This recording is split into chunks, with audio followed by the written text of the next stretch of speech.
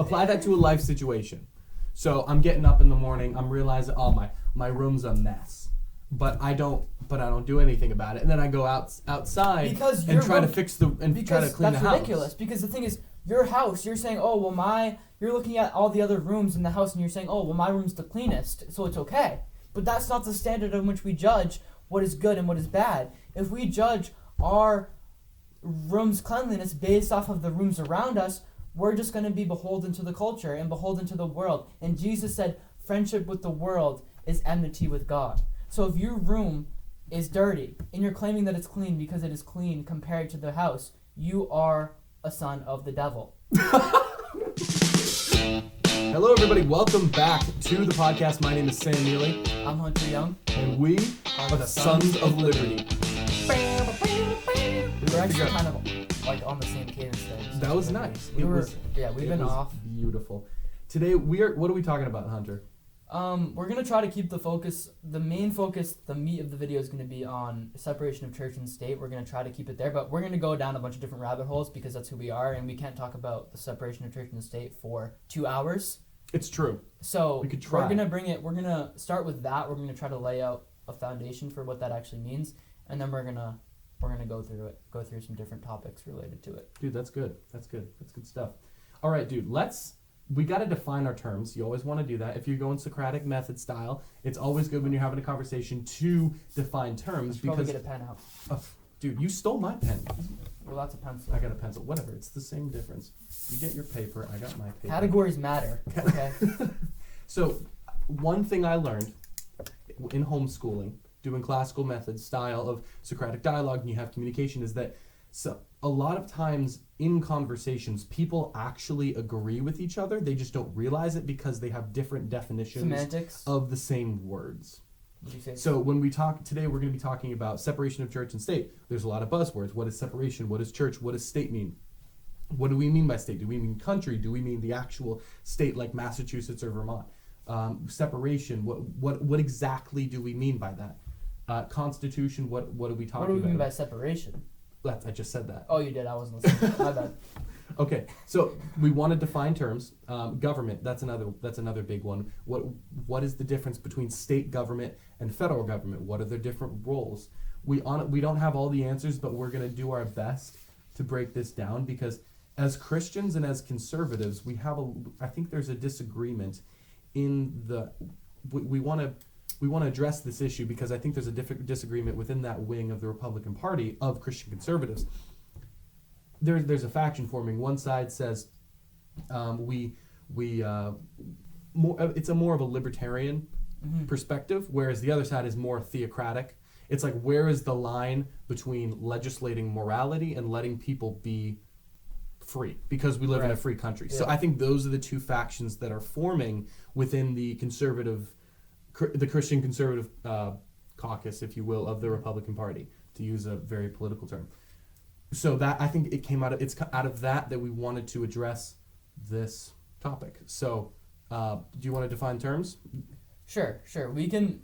So we'll go to the First Amendment. What people mostly get the idea of separation of church and state comes from the First Amendment. So we'll just read it. The First Amendment says, Congress shall make no law respecting the establishment of religion, or prohibiting the free exercise thereof, or abridging the freedom of speech, or of the press, or of the right of the people to peaceably assemble, and to petition the government for redress of grievances. So, the respecting the establishment of religion is the big thing where people say, oh yeah, separation of church and state.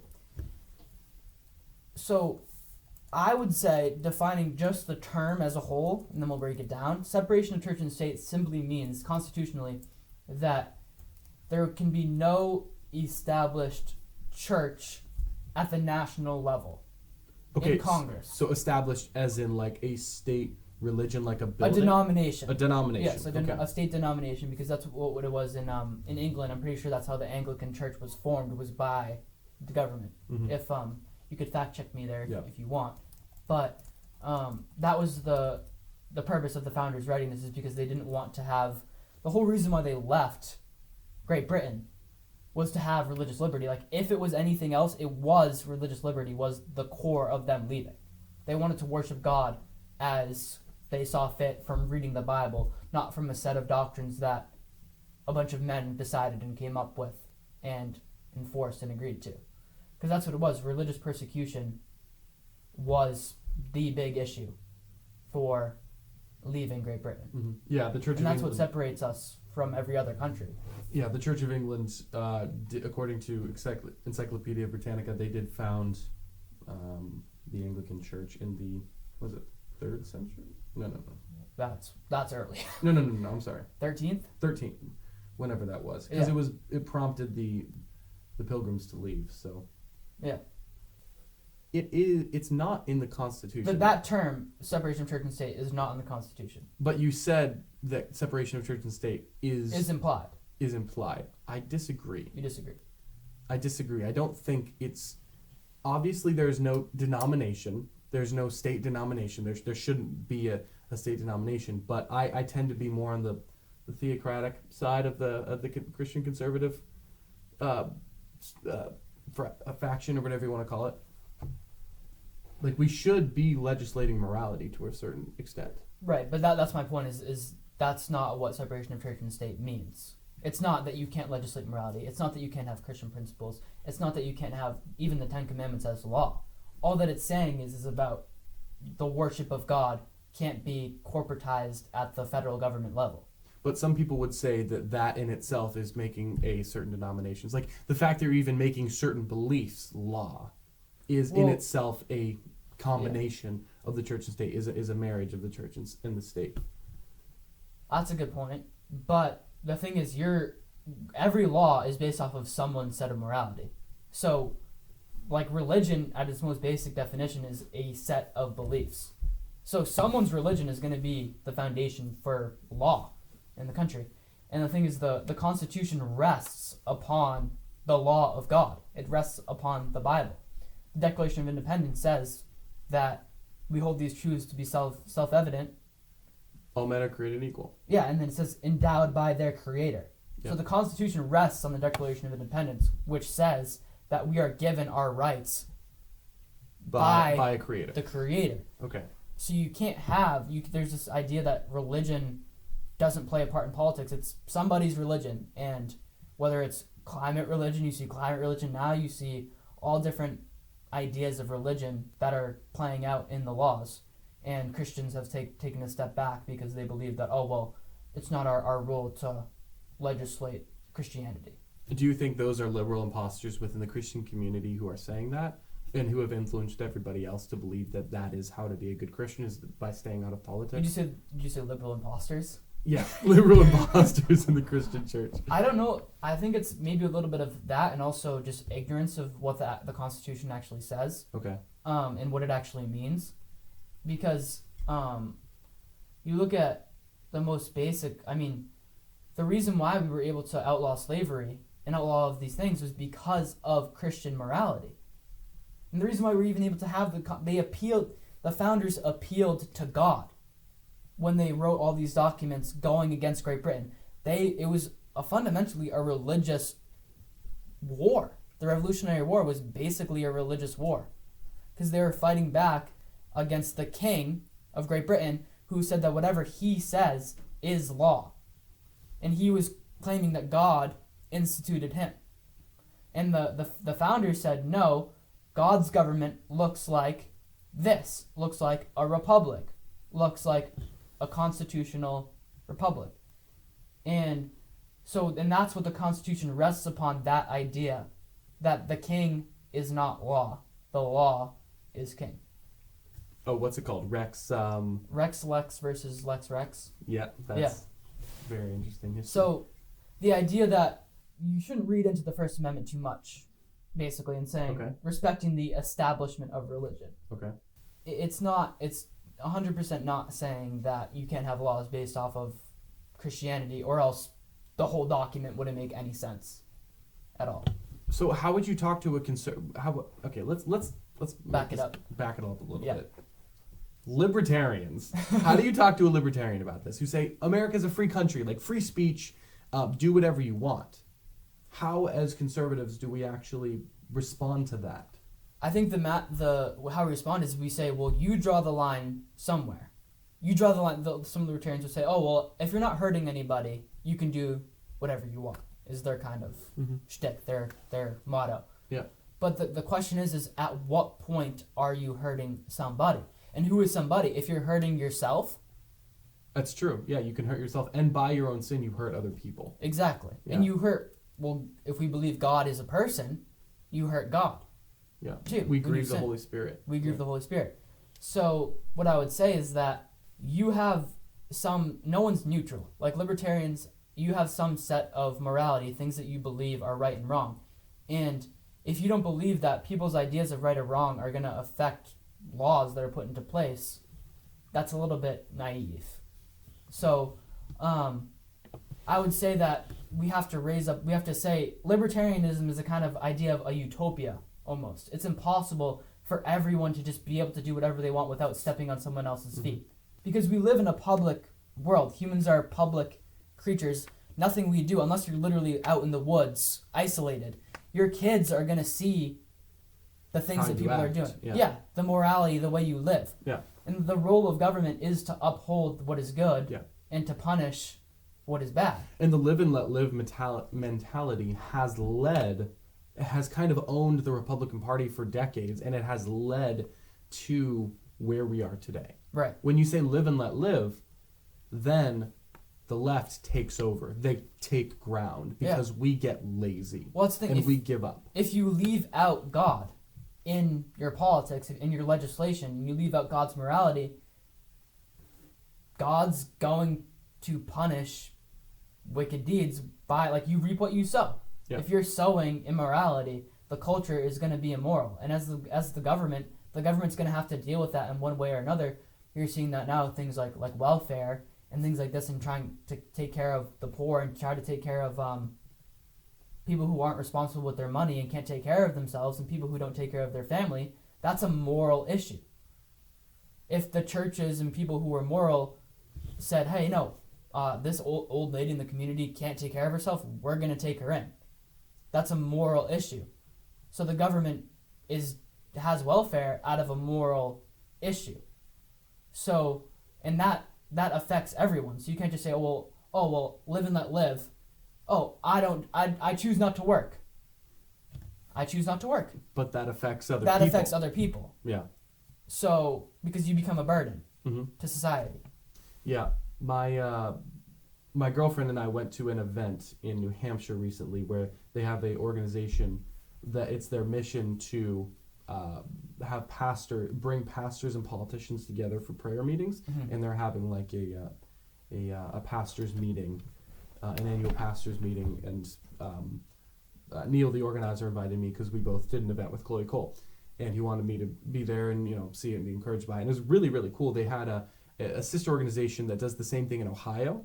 The leader of that one in Iowa. In Iowa, he came and he spoke, and he was talking about how the governor of Iowa, who is a Christian, during COVID, they never shut down any of their churches, and they didn't increase.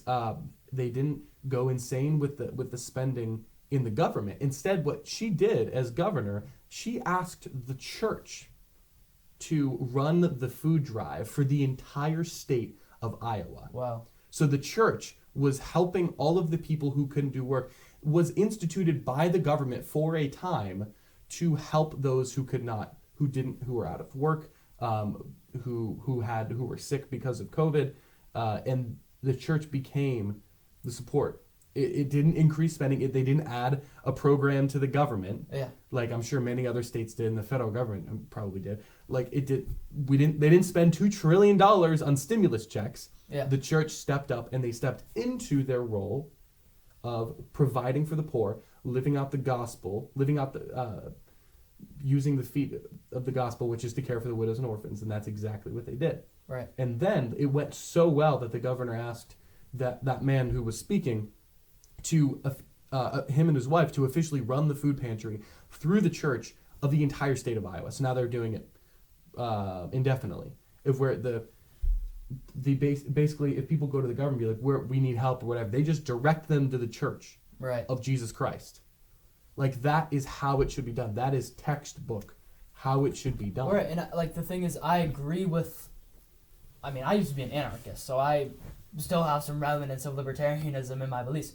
Like, I agree with libertarians that those laws shouldn't be top down enforced by Congress, by the president, by the Supreme Court. Like, I agree with what the founders said, that these laws that are very get into the nitty gritty, that affects people's lives personally, they shouldn't be done at a national scale. They should be done at local levels. Like, there's certain towns. There's certain towns that still have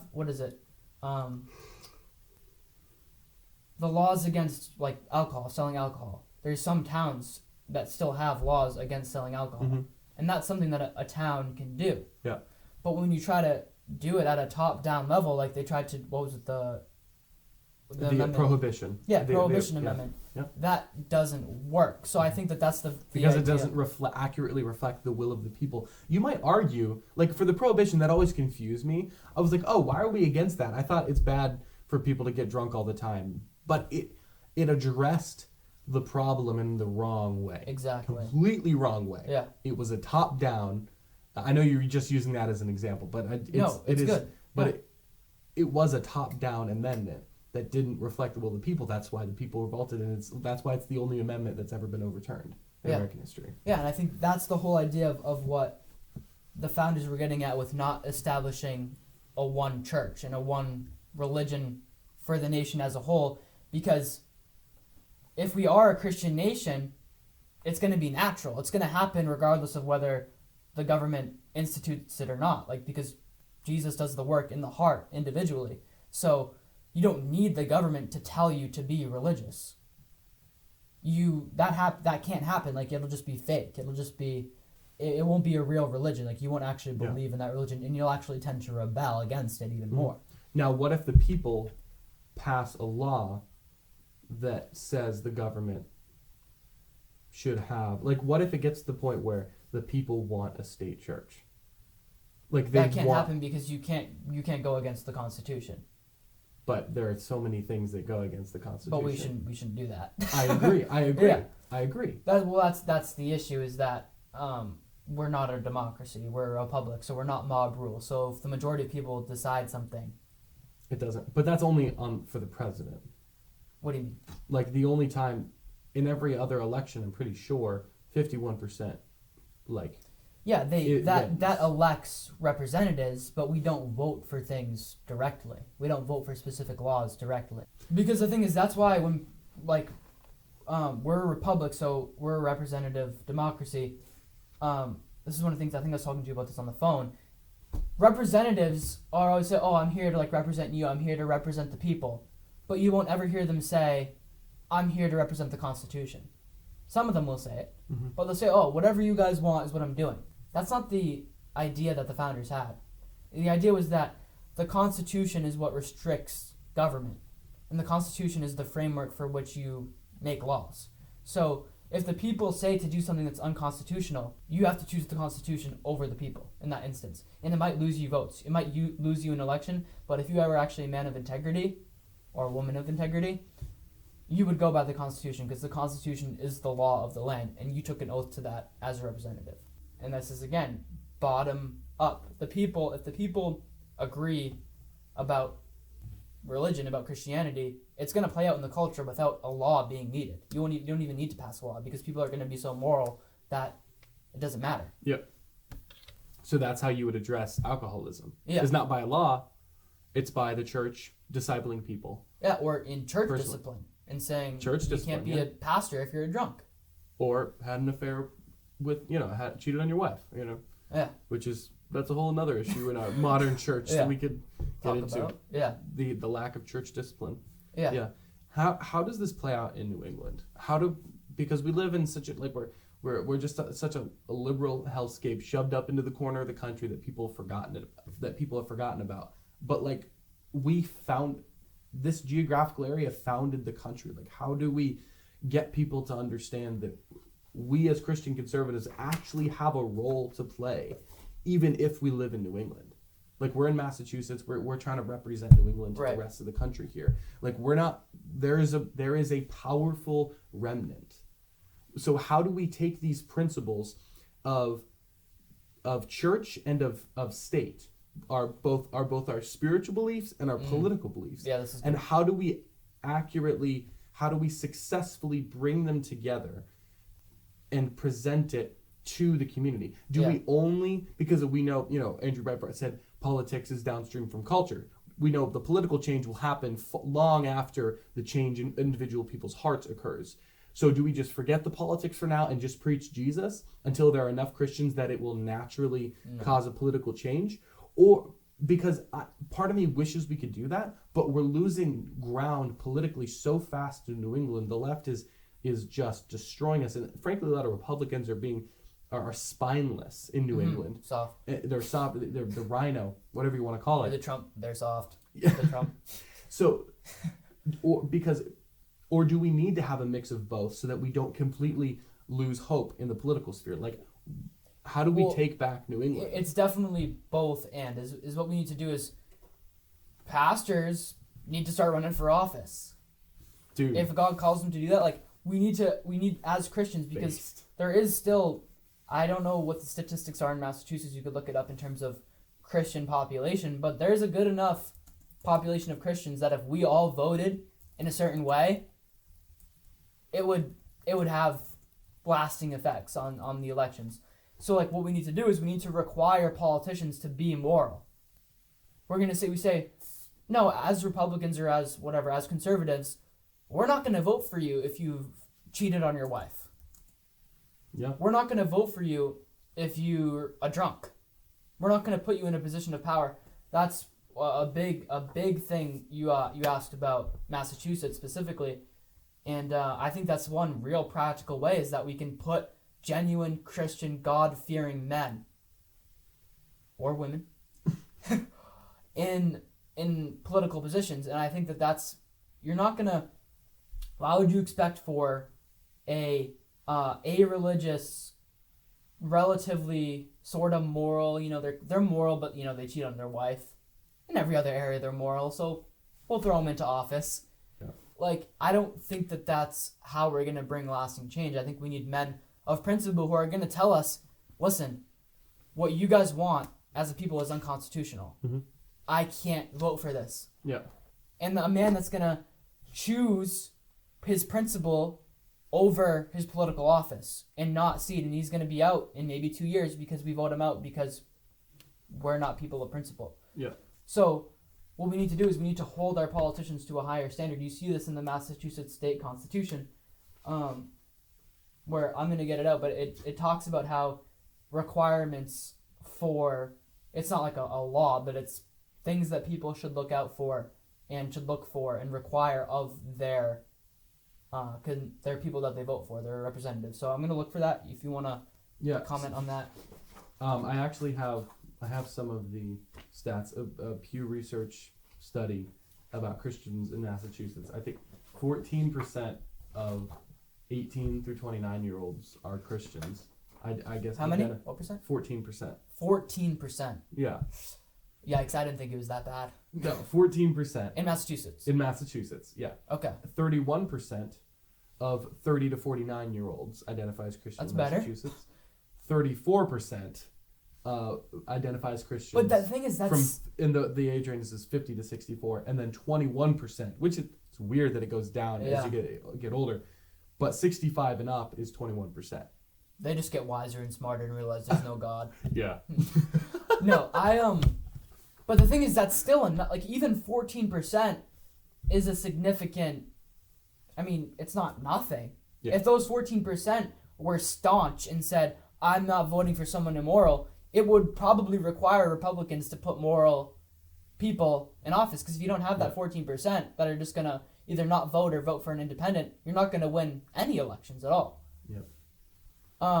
So I think that I'm more of on the side of I really don't like compromise. I really hate the way America, as we've compromised our way out of morality and compromised our way in the name of slight political gain. I don't know if that's what you necessarily believe when you say that we need to like focus on certain things and not focus on other things. Because I don't know, is it you? Some conservatives say we shouldn't even run on the abortion issue. Yes. Because it's not going to win elections. Yeah, that's what a lot of people say. A lot of conservatives say. Yeah. Was that something that you would say? I don't know. I don't think I would have to. I would never, if I were running for office, I would never refuse to boldly declare my pro-life beliefs.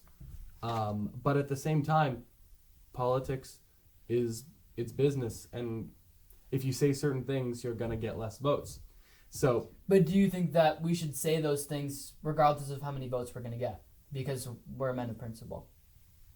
I mean, we're not lying, and I would also, I don't know. I don't know. Like, if I were running, I would definitely say my pro-life beliefs. It probably would. I don't plan on running for office anytime soon, so. Well, once we're both 30, we can run for senator in Massachusetts, and we can take over. Oh my gosh. Honestly, okay, governor, lieutenant governor? We could do that We at any could do time. that. We could do that at any time. We could do that and then, yeah, because would you even want to be a senator? Would you even want to live in D.C.? Lame. No, it's kind of lame. it's kind of lame. We could yeah. We can make it, we need to make D.C. go back where you only meet like 1 month out of the year. Yeah, what we need to do is burn down we don't need to figuratively burn down the buildings in D.C., okay? But no, figuratively. This is another, we're going down rabbit holes now. We're officially at that point of the podcast. Originally, Washington, D.C. was never meant to have people ever living there. It was specifically only meant for government buildings. I think it was either the state of Virginia or the state of Maryland gave up a certain amount, however many miles or acres or whatever it may be, to Washington, D.C. for government buildings. It was never, ever intended for it to be people living there. Yeah. They're meant to go be there, meet a few times a year, and leave. Mm-hmm. Yeah. But because they viewed the more time we're here, the more time we're going to come up with stupid laws. Yeah, well, wasn't it like a swamp? I heard it was a swamp, like a literal, like that's why people didn't want to be there. Because well, it is now. It was disgusting. Well, in its literal sense, it was a miserable place to be, and they purposefully they gave up that land. So, but they didn't foresee AC as being a thing. Was that? They didn't foresee like air conditioning as being a thing. So people can live there year round now. But I'm still looking at this study. I think this is pretty interesting. Okay, marital status. Do we trust Pew? I have no reason not to. No, Marital status among Christians who are in Massachusetts. Dude, 47% of Christians in Massachusetts are married. How many percent? 47% of Christians? Yeah. In Massachusetts are married. Come on, guys, get married. What the heck? Come get on. married. What are you guys doing? What are you doing? Have 10 kids. Have 10. Outbreed the left. Well, okay, so neither of us are married, so we gotta be a little bit careful. I'm getting married next year. Okay, you're getting married next year. I'm not married. I'm not going to tell. But these are 47. How many percentage of these people are like 40 years old and not married? I know, you got it. Dog.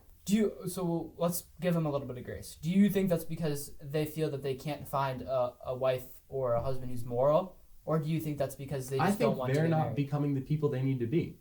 I believe okay, the biblical view of finding a spouse is that you forget about finding a spouse. That's how you do it. You don't go looking for a spouse. When God said it is not good for man to be alone, God said it was not good for man to be alone, not Adam saying I'm lonely and I need someone to make me feel better about myself. Adam was chilling. Adam was feeling great in the garden. He was naming the animals. He was eating the fruit he was allowed to eat. He was chilling. He was having a grand old time. And God came along and said it is not good for man to be alone. Mm-hmm. And look, Adam wasn't saying no. So God knew what was best for him. Who would say no? Yeah. So I just become the person you need to be. Become sanctified. And as you are sanctified, God will bring someone along if that is His will for you. Yeah, and I think that's an issue too that we have of when you have a wife and a husband in their old age, they can take care of each other. And now you have 80-year-old cat ladies. If you're an 80-year-old cat lady, we love you. Listening to this podcast, we love you, and we'll come over for dinner sometime. And if you want to have two young handsome men come over, we won't marry you, but we'll have a good time. And we'll talk about what we're talking about. But I do think we'll that make you dinner. We'll make you dinner. We'll have a great time. We'll But clean your house. We'll clean. Well, if we have wives, then they can have the wives clean the house. They'd be better at it. Women It's are better at true. cleaning. This is what I'm saying. I'm not degrading women. I'm saying women are. Oh, we have a woman in the room. We have a woman in the room. She's saying women are better at cleaning. Yeah, she's nodding her head. She's nodding her head. We don't allow her to speak. No.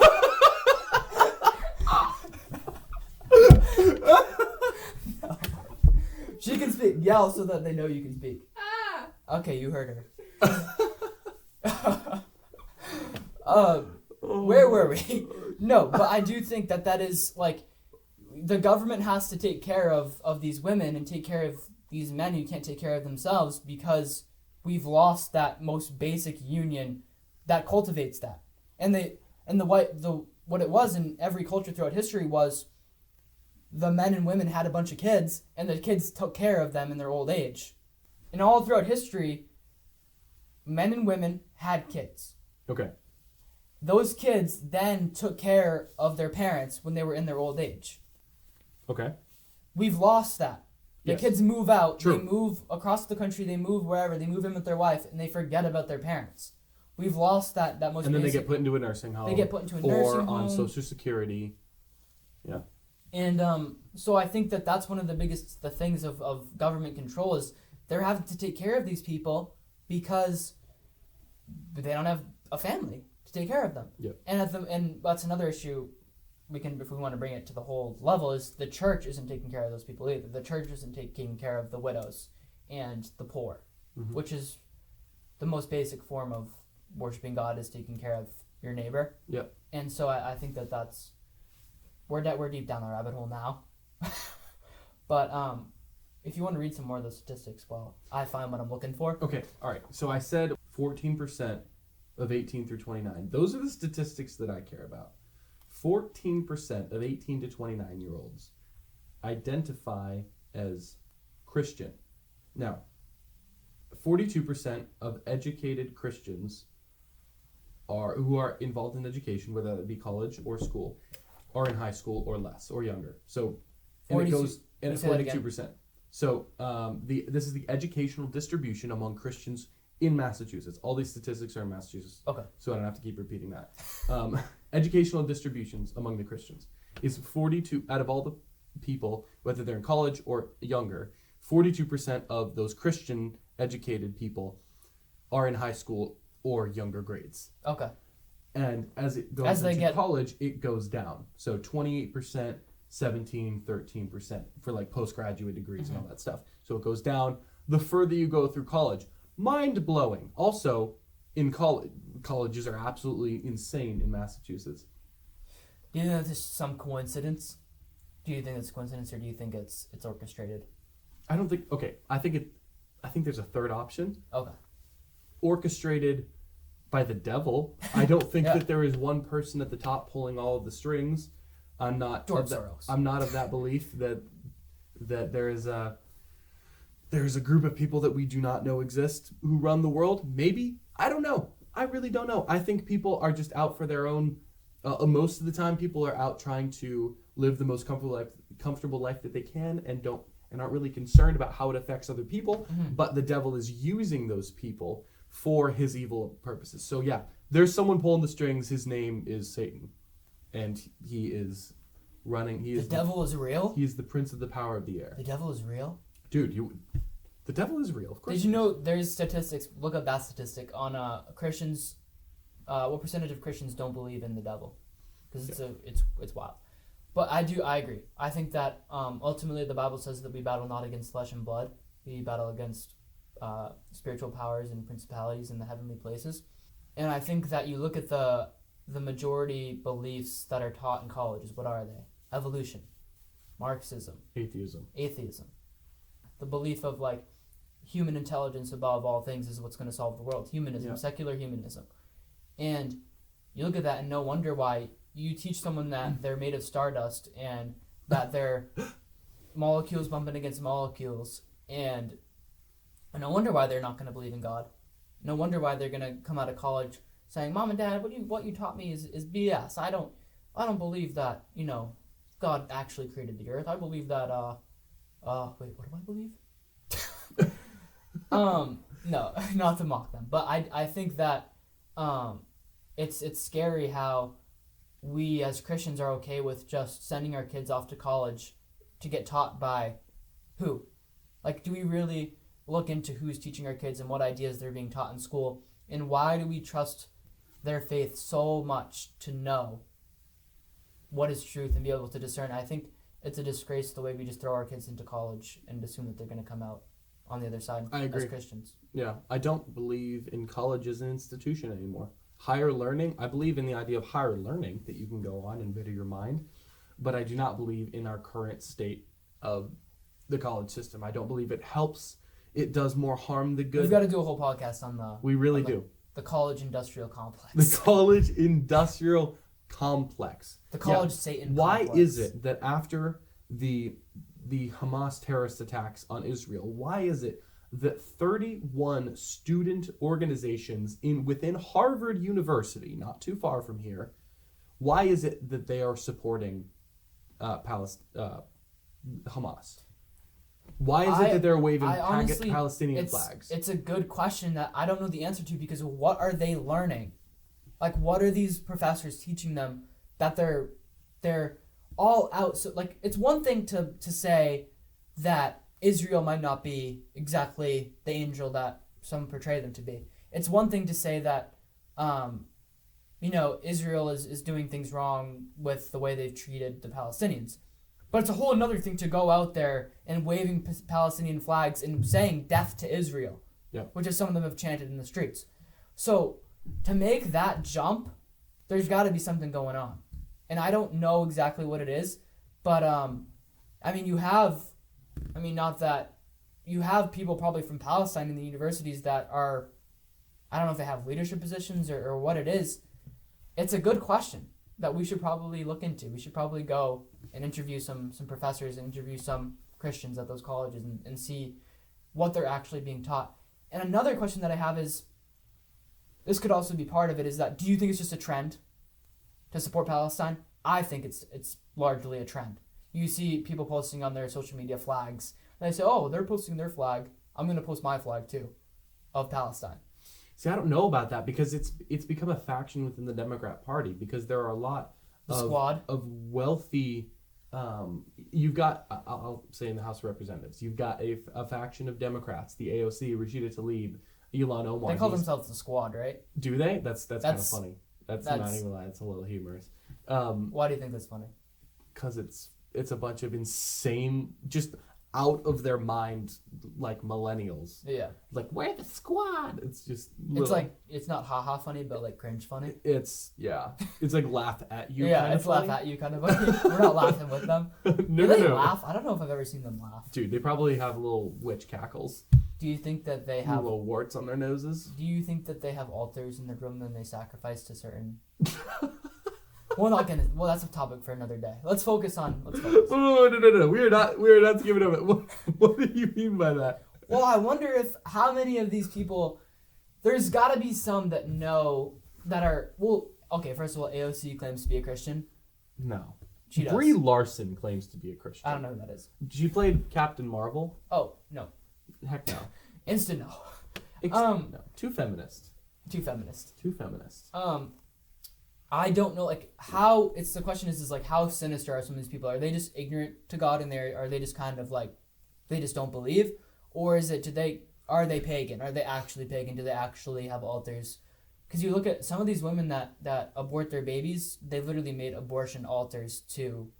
It's sick. To the gods. It's absolutely sick. So, I wonder how some of these people, if I'm about to go full-blown conspiracy mode, if there are factions of them that are believing that they're serving... Because, you're seeing in Massachusetts, you had the Satan Convention. Yeah, SatanCon. People, and I wonder how many politicians, there's bound to be some there if it's a large movement. Yeah. I don't know. I do know Witch Talk is a hashtag on TikTok. Oh, and really? It has billions and billions and billions of views. Wow. Like, a lot of views. How many billion people are in the world? Like 7.5 billion? It's more than the population. Yeah. Like, it's more than the population. We gotta of the be world. at 10 billion. We gotta have more kids, guys. Let's go. Have more kids. Dude, we have an underpopulation problem. We do. We do.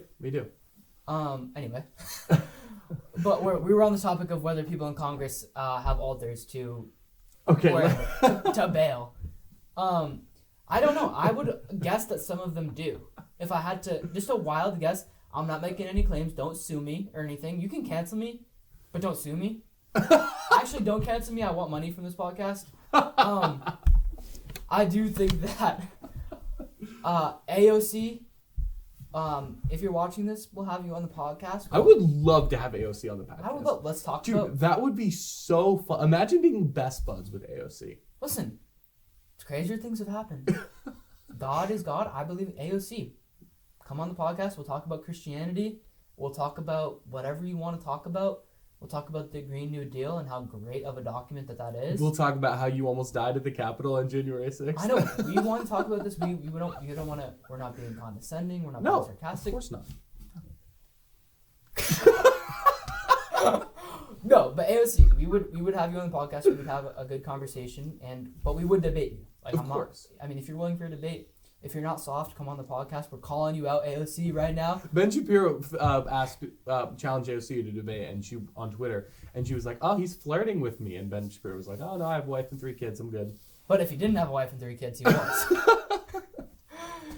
No, we'll have her on the podcast. She'll be on, I believe. Yeah, she'll be on. Tell me about the history of the church's relationship with the colonial state before the founding. Well, if you look at it, I've got to bring it up, but every single member of the Constitutional Convention was a part of a Christian denomination. People like to say, "Oh, Benjamin Franklin was a deist. Oh, these people were deists," but they all had a biblical worldview, and they all actually, like, Benjamin Franklin attended George Whitfield's sermon revivals, even though he wasn't a Christian and didn't believe in Jesus. He was like, "This guy is so intelligent, is so smart. Like, he would literally imagine that in a world where we have atheists going to church services just for fun because of how fiery. Bring back fiery churches. No more boring churches. No more boring churches. To my point, everyone in the Constitutional Convention was basically a Christian. Yep. I have the statistics here somewhere. I'm gonna find it once I get to you and I'm finishing my point. So they all, because you asked me what was the church's relation to colonial government? Yep. Do you think that their Christianity was exempt in their belief about government? No. Benjamin Franklin, the supposed deist, he was a deist. Fine.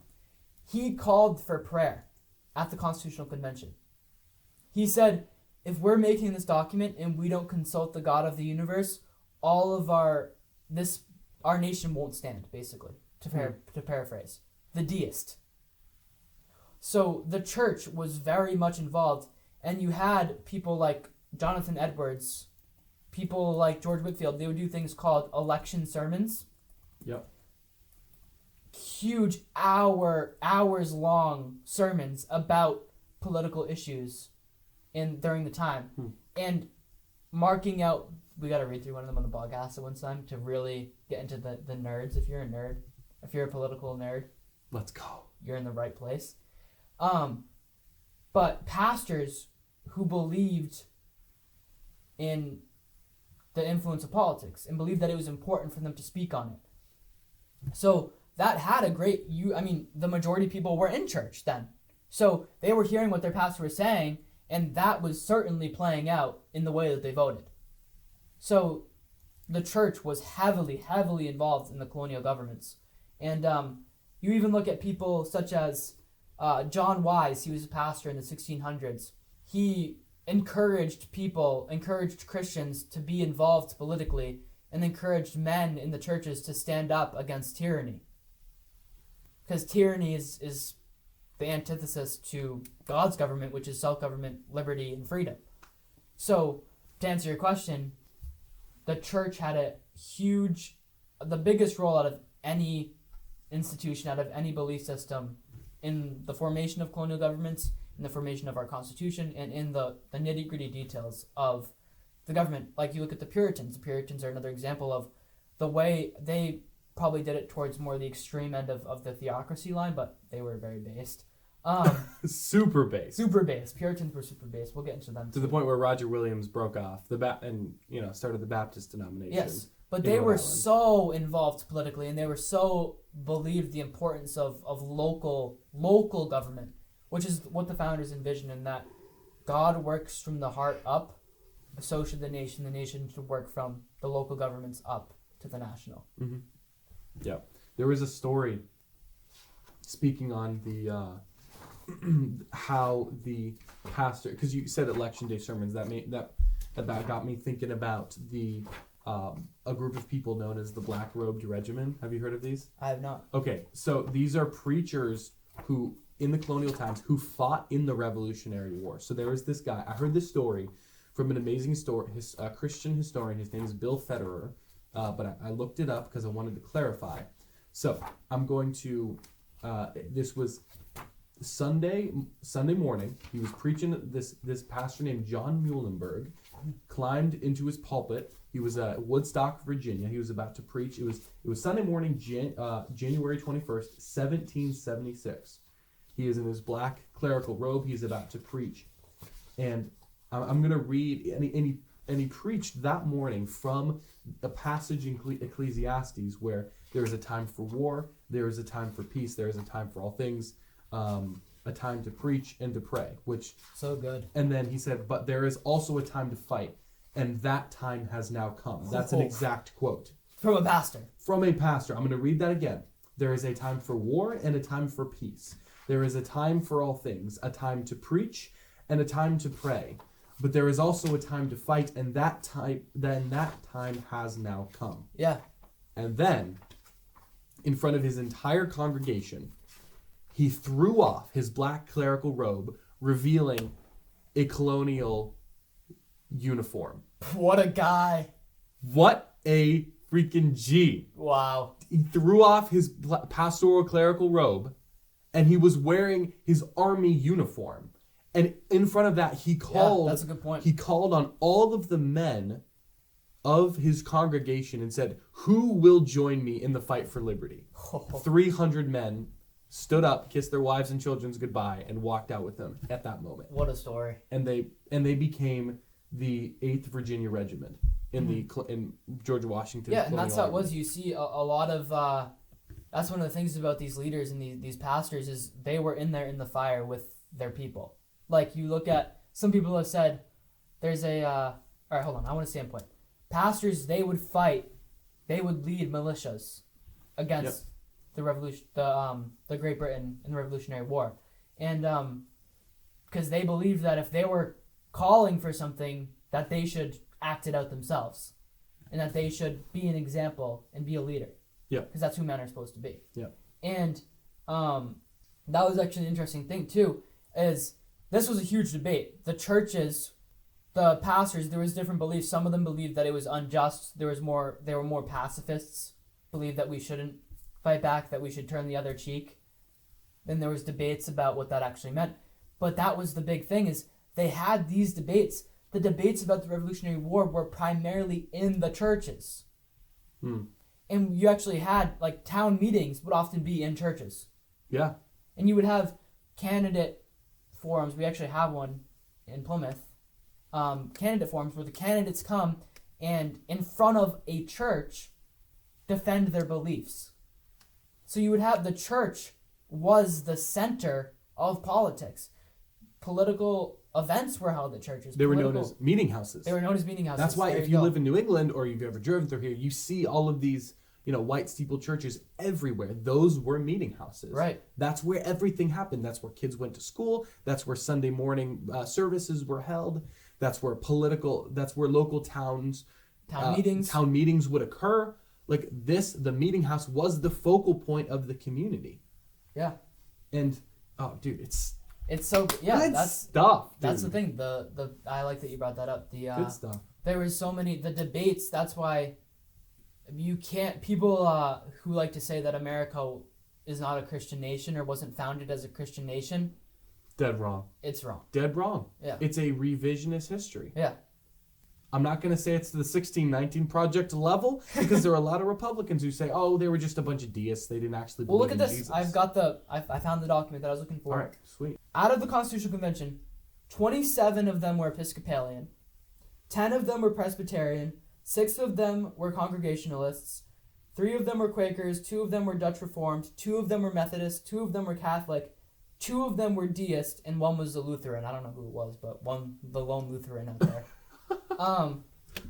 But yeah, so only 2 of them out of the, whatever it is, 50, you don't see atheists. These people all attended church regularly. Yeah. By the way, I got this from the, I should probably cite my sources. This is from the Plymouth Rock Foundation. It's a thing in Plymouth that's run by my pastor, actually, Pastor Jaley of New Testament Church. And it's from a book, A Worthy Company by M. E. Bradford. Whoever that guy is, shout out to you for these statistics. But that's so interesting. You can't say that they were all deists. No. It's just false. No. Yeah. Yeah. So it's so interesting. Why is it that people, even Republicans, want to take Jesus out of the history? I don't know. Like what is their agenda? Yeah, that's a good question. What do they gain? What do they gain? Well, I think a lot of them are there. You look at these career politicians, they are lining their pockets, they're getting power, they're greedy, they're power hungry, they don't fear God, they don't have morals, they cheat on their wives, they have debt, they aren't good moral people. I'm calling y'all out, whoever you are. I won't call you out by name, but I'm immoral too, so relax. They're not. Don't leave me out. Don't leave me out. I'm immoral too, but they don't. There's a reason why they don't want to preach against it, or they don't want to acknowledge the history of Jesus, because they don't want to acknowledge Jesus in their own lives. Because they know if they appeal to history and say, look at what Jesus did, they're going to have to account for why they're not obeying Jesus now. Yeah. So they have no leg to stand on. I think that's a big, and again, I go back to the point where we need to, as Christians, require our politicians to be immoral. This is one of the biggest reasons why I have a hard time supporting Trump. I used to love Trump, BC, before I was a Christian. And I think that he is still, I will probably vote for him in 2024 if it's him and Biden rematch. But we shouldn't do this thing. This is one of the things that I think is where we have common ground. Most people don't want a Biden-Trump rematch. Statistics show. Pull that up. Bella, pull that up. We got to find those statistics. But I think that we should be done with choosing between a lesser of two evils. We should hold up legit moral people, which is why I love, for now, we'll see, Mike Johnson. Seems like such a legit stand-up, moral Christian guy. Oh, yeah. But like Trump, he's had 3 wives. He's cheated on his wife. He's Stormy Daniels. These things. I won't get into that. You guys know what Stormy Daniels means. I don't think that we should look to someone who's immoral. And obviously you can do things politically that are good, but that shouldn't be our standard. We should be trying to uphold moral guys up there. I disagree. I think the election was stolen from Trump, so I think there are a lot more people in America who actually who want Trump to have another opportunity. But I understand. I think those statistics are true. But I think we're just sick of having to choose from the lesser of two evils. I don't think that's You don't why. think people are sick of that? No, because most people also have cheated on their wife. Not most people, but like That's true. most people, like our leaders reflect our own poor choices. Like our leaders reflect the state of our, like Mike Pence said something in the first Republican debate where he's like, we just need a government. We need a government as good as our people. We just need a government as good as our people. Yeah, it's amazing line that your staffers made up. And no, like it's not true. The government reflects the people. Our government is having a crisis because our people are having a crisis. Right. So I do not think that the people are all that concerned about Trump's personal life. But those I'm saying who like him. My thing is we should be. Okay. As Christians, but we should be. He's not our pastor. He's our president. Okay. But my point is that we should have moral people in government, because moral people are going to stand on principles and not be wavering. And people who at least, I mean, you can, if you're, it's one thing to say, I'm a sinner, we're all sinners. But it's another thing to say, I'm a sinner and I'm not repentant of it. Trump isn't repentant of anything. And I think that when we have people like that in office, you're missing something, and you're breeding grounds for tyranny. It's a breeding ground for tyranny when you have people who don't fear God. Suspend the Constitution, make Trump king. This is not to say, our base is probably mostly conservative, so relax, y'all. I am voting for Trump in 2024. Yeah, me too. 1,000%. But I think that we as conservatives need to put up people who are moral and have moral, because this is the one thing that the people, you go back to, like, in history, you had these men who were very moral, like, is it not close enough? No, you're good. I was just Abraham Lincoln, there were steps that he took that he believed were moral goods, like, obviously slavery should have been abolished and should not be legal. But the way he went about that was unconstitutional in some ways. And I can't say that I would have done better. But that was fine for him to do because he was a moral man and he wasn't going to usurp more power than he believed was given to him. Because he feared God and he believed that God instituted him into government. Or even like a Teddy Roosevelt, who I think people call him like the first progressive. Yep. And it was the same thing with him. He was moral, so he could get away with usurping some power and it not having these vast tyranny effects. But when you get someone who is immoral in the government, they're just going to take and take and take and take until either you vote them out or their 8-year term is up. And that's why you see people like Obama able to do such destruction, and people like Biden who don't fear God. And I think that that's an issue, and I think that we need to have people, because Christianity is the only thing that can bring self-restraint, true self-restraint and true self-control, or else we have no other reason. What else other reason do we have to restrain ourselves? Yeah, aka self-government. Self-government. Yeah. So I think that if we expect the government to respect our rights, we should have people that fear God, who is the foundation of our rights. Mm-hmm. I actually have more stories about other pastors. On the night of April 18th, 1775, we're going back to the Black Road Regiment. We all know about, Revere's ride, Paul Revere's ride. He was going through Lexington. I'm reading this directly from the reclaimingamericaforchrist.org. This is by Dan Fisher. I'm just going to read this. I'm going to read this as a quote. On the night of April 18, 1775, as Paul Revere was making his famous ride through the Lexington, Massachusetts countryside, yelling, "The British are coming! The British are coming!" he was headed for a particular house, the house of Pastor Jonas Clark. Jonas Clark was a pastor in Lexington, and on Sunday afternoons after church, he and Deacon John Parker, a captain from the French Indian War, had been organizing the Lexington men into a citizen army to fight the British if they invaded. On the night of April 18th, Clark had two special guests staying at his home, Samuel Adams and John Hancock. The British had heard of Adams and Hancock's whereabouts, and they were marching toward Lexington to capture them.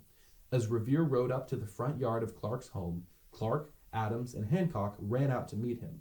When they heard that the British were marching toward Lexington, Adams and Hancock asked Pastor Clark if the men of Lexington would fight. Clark responded, quote, "I trained them for this very hour. They would fight and, if need be, die, too, under the shadow of the house of God." Whew. The next morning, April 19th, 1775, Pastor Jonas Clark and Deacon John Parker led the Lexington Minutemen out to face the invaders. As the British approached the Minutemen, they cried out, "In the name of the King of England, throw down your arms." This response ran out from the colonists. "We recognize no sovereign but God and no king but Jesus." Oh. Then Captain Parker said to his Minutemen, "Stand your ground. Don't fire unless fired upon.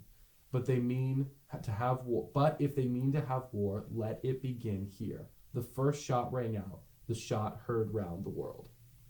Dang. That We've all heard about the shot heard around the world. But you don't hear the origins the of appeal those to men. God. The appeal to God. Yeah. And Jesus is king. Yeah. Why was that left out? Dude, there's so much rich history. There is. That's our country. There's a reason why they don't want you to know the true history. The Illuminati, they don't want you to know the true history. It is true to an extent that the enemy doesn't want you to know the Christian history of America, and America has produced the most freedom, the most liberty, the most economic prosperity. It's been the best country. There's a reason why everyone still wants to come here, even with all the issues.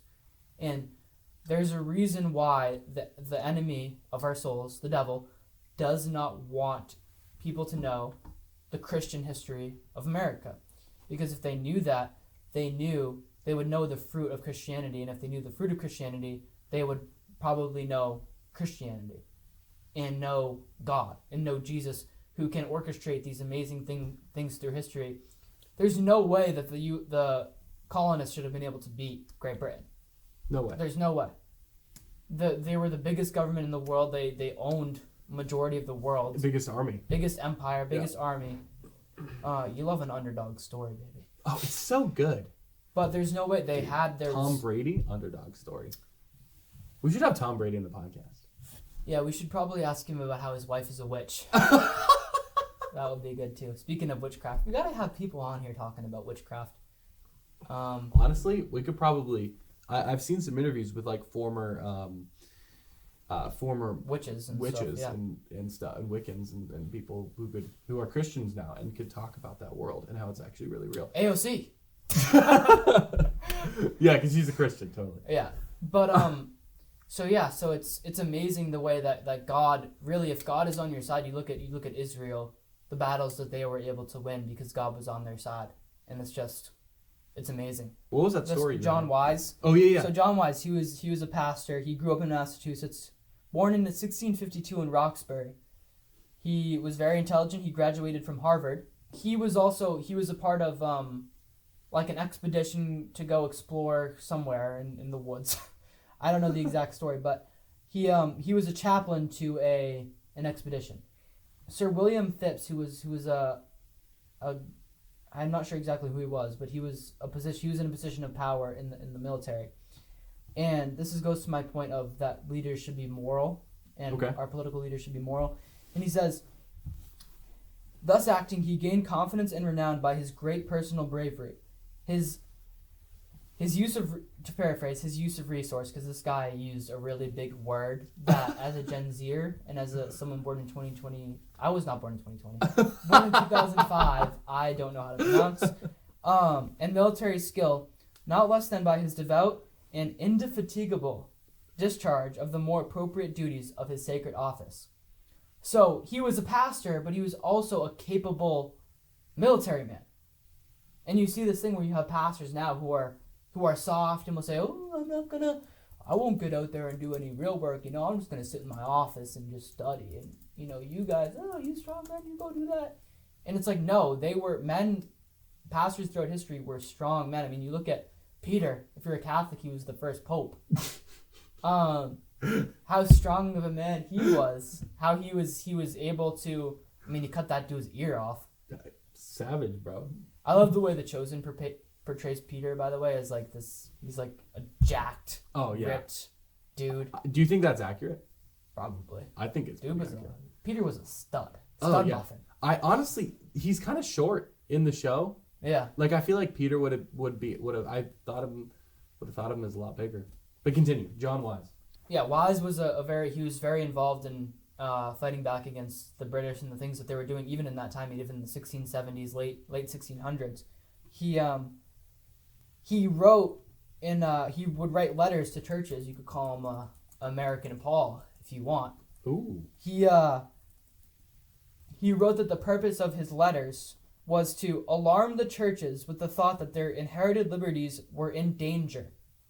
This was in the 1670s, and they believed that their inherited liberties were in danger. Already? Yes. And to think how far we've come. Oh, yeah. And he said, to stigmatize these proposals as treasonable to the ancient polity, and to make the lay brethren feel that they had rights, and to incite them to stand up for those rights like men. So as there was people in Great Britain telling them that they didn't have these certain rights. I don't know exactly the context of what laws they were passing, but I'm sure that they were trying to restrict their governments that they had set up. Mm-hmm. And he was telling them that the lay brethren, so he was a pastor and he was telling the average follower that, no, you're not supposed to just sit back. So it was all the community that these guys had was amazing. Now you have people who go into church and you don't even know the people in your church. You just go into church, you sit down, you get up, you worship, you sit down, and you walk out of the door right away. Yeah. We as churches, that's one thing I do too. I do the same thing where I sit on my phone at church and it's like, repent, buddy. Repent. For the kingdom of heaven is at hand. But it's like, and he said, stand up for those rights like men. As men should. Men should stand up for their rights. And this is the idea of like, we really, I don't know how to put it, we exegesis the actual meaning of turn the other cheek. I don't know, we've got to get into that statement too, turn the other cheek and what it really means. We'll get into that in another episode probably. Yep.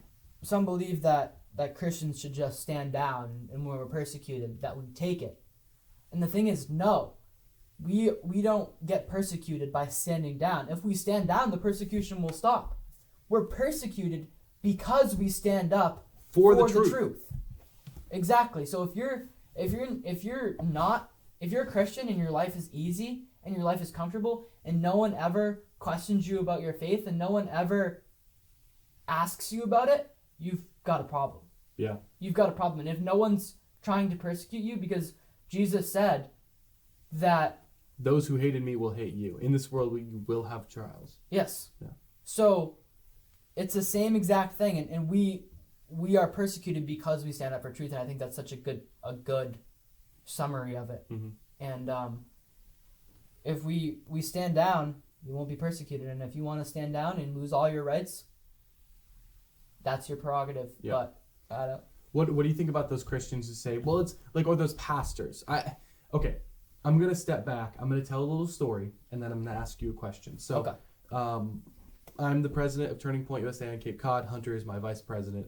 Turning Point is a student organization, and we also have a Turning Point Faith chapter, which is basically it's a community group. We help Gen Z. Our mission is to empower Gen Z, who are either or, Christian and conservative, to fight for the culture.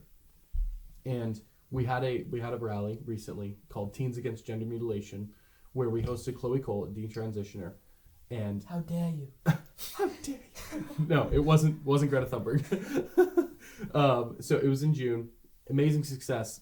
Not really the point, but we were addressing the topic of transgenderism, and the Bible speaks pretty strongly on one man, one woman. The fact that you should protect children and not mutilate their bodies. Well, and the fact that male and female, he created them. Yeah, pretty obvious, pretty straightforward. And part of the preparation for the rally I was doing for like 4 months was going to pastors and asking them, hey, will you help us? We have a young lady who's she's 18 years old, she's our age. We have a young lady who's trying to tell her story, who's trying to warn other parents what the education system and the medical community did to her and how it could happen to them. And we're in Massachusetts. Boston Children's Hospital, the biggest children's hospital in the nation, was the first children's hospital to start performing gender-affirming hysterectomies on minors. At the very least, some say, oh, they're not actually doing the surgeries. At the very least, they're doing social transitions and chemical transitions. Like, oh, they're not actually doing any like physical. We've got to get the statistics on that and the sources, because that's one thing that, not to cut you off from your story, but people like to say that it's like a hoax somehow that they're doing.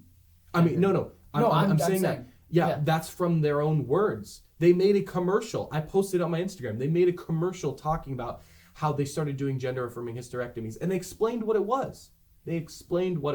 So, okay, I say all that to say I went to pastors, and some pastors were great. Pastor Jaley, he let me speak in front of New Testament Church. Incredible. I respect Pastor Jaley so much. We want to have him on the show. But there were some pastors who blew me off, and they either didn't respond, or they chose, they didn't have the courage to actually say no, thank you. They redirected it or said, oh, I'm busy, I can't meet, or something like that.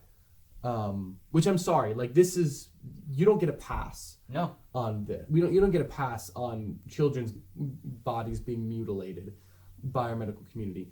And the fact that you refuse to speak up about it is telling about the church you're actually leading. Church, I put that in air quotes. Not because honestly, you run it like a self-help group. But what it just boggles my mind is we are upholding a legacy of pastors for 300 years. I've got another who fought for our liberty, and you call yourself a pastor and you live here, yet you are not willing to actually do the same things and stand up for the most basic doing. truths, like don't cut children's genitals off. I know, crazy thought. Yeah. We shouldn't do that. Crazy thought. Crazy thought. You stand on the shoulders of giants and spit in their face, as Michael Knowles. That's how Michael Knowles puts it. Oh, what a quote! I know, it's awesome. And oh my gosh, it just drives me nuts. There were a lot more pastors that actually did help. They deserve props. Yeah. Amazing. Yeah. Some did not. We need to look back at history. This is something I think Dave Ramsey says it, like, you don't gotta do stupid yourself. Look at other people stupid and learn from them, kind of thing. I don't know if you've heard him say that. Something like that. It's common sense. I mean, we can look at history and see the fruit of churches who sit back and stand down and do nothing, and the way that culture overtakes them and the evil things that happen as a result. You look at slavery in America. There was churches, half is an exaggeration probably. I don't know where the churches exactly were at. But there was churches, a good amount of churches in the South, that would not preach against slavery. They wouldn't. They actually supported slavery with the Bible. Because they knew that their most common members, the people that were donating the money, were plantation owners who supported slavery. Yeah. So you have this thing where there's all kinds of different motives, and you get into greed and you get into these other things. But at the end of the day, imagine if the North was wrong in a lot of ways about the way they went about it, but if the pastors of biblical churches who knew that chattel slavery was wrong, if they never stepped up and said anything about it, where would we would still have slaves here today. And so I think that it goes to the same point about how you have churches that if you're silent, your silence is violence.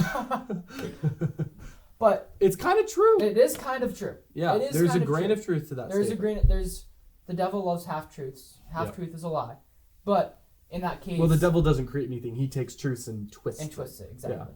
But it is partially true. Like, if your churches are sitting back, it's one thing to be on the opposite end and be supporting the wrong thing. But to do nothing is just indefensible. No. Same thing happened in Nazi Germany. Eric Metaxas wrote a book about this. It's called The Letter to the American Church. Mm-hmm. And he talks about how a third of the churches in Germany were against Hitler. They said, you can't just, these human beings have value. You can't say the things that you're saying. A third of them literally replaced pictures of Jesus in their churches and placed pictures of Hitler. They would have Bibles on the pulpit, and they would replace the Bibles with Mein Kampf. Wow. Those churches completely... So now it's 33% to 33%. They're the complicit churches, yeah. No, those weren't the complicit churches. Those were the enemy churches. The churches that complicit. Well, sure. That's what that word means. Oh, really? Yeah. Educate me on the word complicit. I'm going to look it up. Let's have a word study. But the churches that sat back and did nothing were the real difference. The cowards.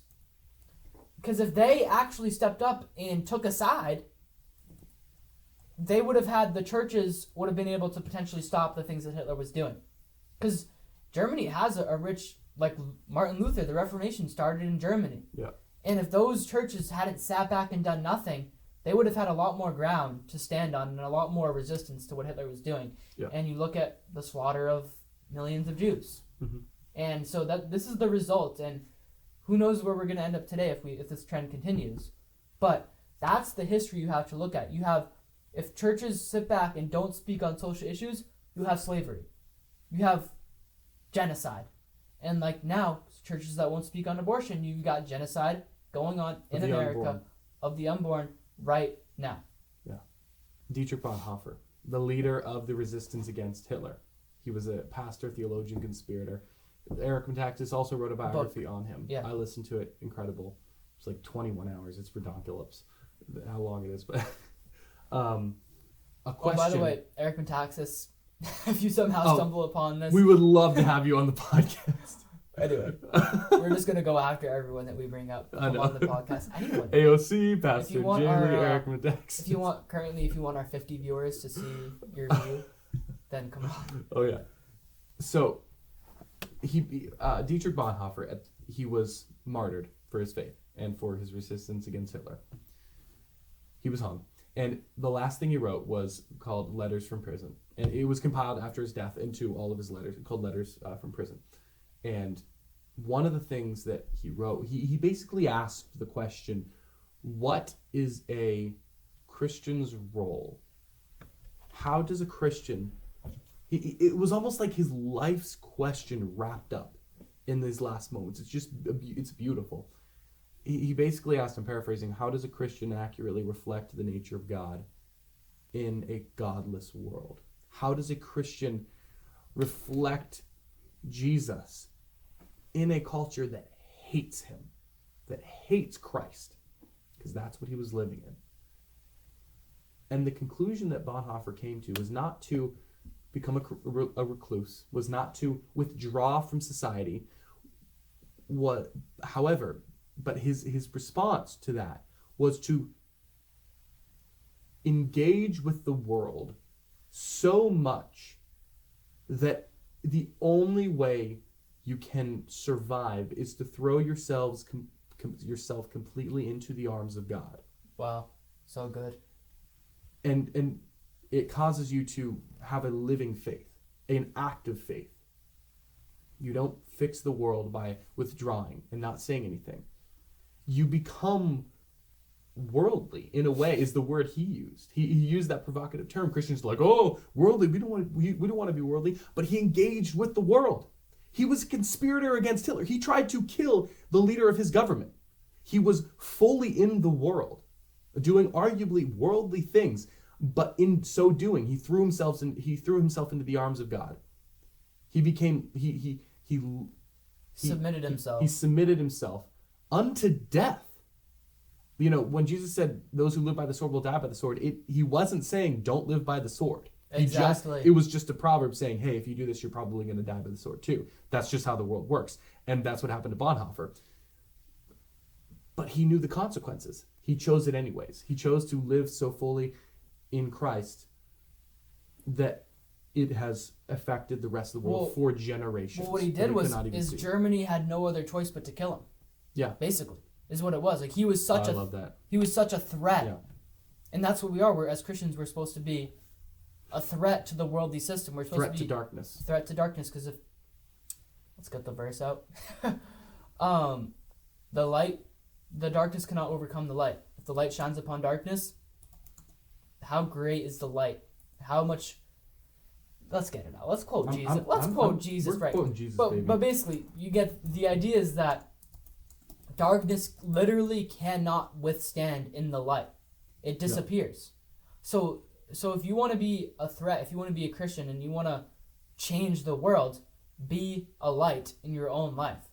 Mm-hmm. And that's the way that's what we're going to have, like Bonhoeffer, and wherever you're placed, you can be a light, and you have to be willing to do it. You have to be willing to be the light. You can't just say, I'm going to be a light today, but, my employees were mean to me yesterday, so I guess I can't be a light anymore. Oh it's like, no. Like you said, unto death. That's how deep is your faith for Jesus? And we have to ask, it's very convicting just thinking of this and sitting here and talking about this, is the areas that I've caved to the devil because I'm afraid of the darkness in my own life. Yeah. Where I think that's the biggest thing is once we are submitted to God and once we're looking to attack the darkness in the world, we see those same things in ourselves. And it's like, wow. And we have to wrestle with that and deal with that. And it's comfortable to not. Yeah. But if we as Christians want to see real change in the world, we have to wrestle not only with the darkness in our culture, but the darkness that's within us because of our sinful nature. In the beginning was the Word, and the Word was with God, and the Word was God. We're reading John chapter 1 through 5. He was in the beginning with God. All things were made through him, and without him was not anything made that was made. In him was life, and the life was the light of men. The light shines in the darkness, and the darkness has not overcome it. Has not Overcome it. The light Amen. shines in the darkness. So the question is do we believe Jesus? Do we believe that the light, if we're willing to be persistent enough, if we're willing to even give up our own life so that future generations can live and have life, we need to have that faith, that depth of faith, that we're willing to give up our own lives for the greater cause of Christ, because Christ is working throughout history. So are we going to sit here and we're going to think, oh, the life, once Hunter dies, that's it, my ministry is done? Because we can see this now. We're looking back at John Wise. We're looking back at Bonhoeffer. We're looking back at John Muhlenberg. And like you said, we're standing on those giants of the past. And that's not going to be forgotten. That's going to have an impact. If we're going to see real cultural change, those men, we rest upon those men. We rest upon the founders. We rest upon their history. We rest upon the founders of our faith, the disciples, who literally all of them except for John, and even him was sent to an island, they all gave up their lives so that the faith could continue. Yeah. So are we willing to do that? We shouldn't be chasing persecution. We shouldn't be chasing death, but we should be willing to give it up. We should be willing to give up the things that are necessary to see change in our lives and in the world. And I think that I see that in my own life, and I think that that's a big problem in the church, is that we're not willing to do the work. Paul says to work out your salvation with fear and trembling. Mm-hmm.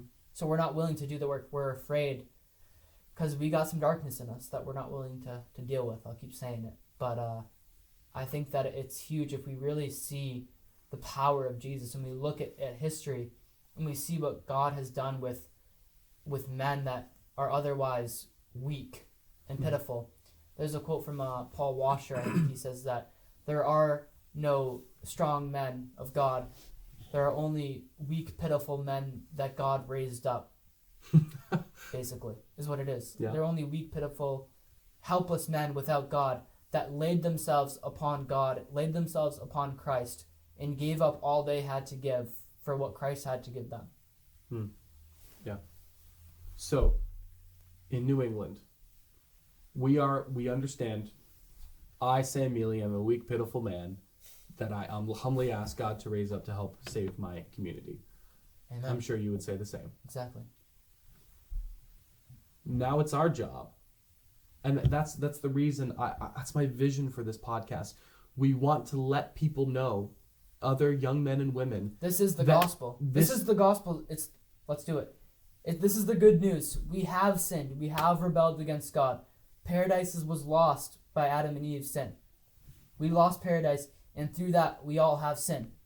But Jesus came, took the sin upon himself when he died on the cross, and he rose again from the dead, and now he's seated in glory at the right hand of the Father. And Jesus wants us to participate in that same life. And we do that by giving up all we have, as he gave up his glory to come down and become a man and submit himself to the cross so that our sin could be paid for. And he's asking us that same power can live in us through the Holy Spirit if we submit ourselves and repent of our sin. So that's the thing, is we can't sit here and look on our sin and feel sorry for ourselves. We can say, praise God. The good news is that Jesus rose, and we can live in that same resurrection, that life that Jesus brings when you live for him. Mm-hmm. And that's the best news that there is. We know as humans that there's a problem of sin, that we're imperfect, if you just look at the world. But Jesus is the answer. And that's what we want this podcast to be about, like you said. Yeah. Jesus is the answer. Submitting yourself to him is the only way. You won't find yourself doing it by your own strength.